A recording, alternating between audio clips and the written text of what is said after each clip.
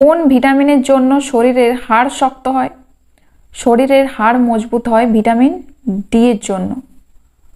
পরের প্রশ্ন, মানুষের শরীরে ভিটামিন কোথায় সঞ্চিত হয়? যকৃতে। নেক্সট প্রশ্ন, ভিটামিন B6 এর রাসায়নিক নাম কি? সঠিক অ্যান্সার হয়ে যাবে ভিটামিন B6 এর রাসায়নিক নাম পাইরোডক্সিন।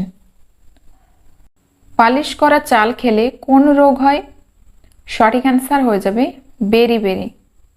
পরের প্রশ্ন, আমাদের শরীরে কোন ভিটামিন সবচেয়ে দ্রুত তৈরি হয়? সবচেয়ে দ্রুত তৈরি হয়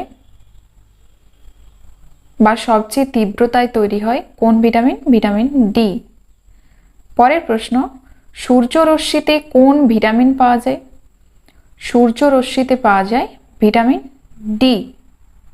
পরের প্রশ্ন, ভিটামিন কে এর রাসায়নিক নাম কি? ভিটামিন কে এর রাসায়নিক নাম হচ্ছে উপযুক্ত 2, ফাইলোকুইনন আর ন্যাপথোকুইনন। এই দুটি নাম হচ্ছে ভিটামিন কে এর রাসায়নিক নাম ফাইলোকুইনন আর ন্যাপথোকুইনন।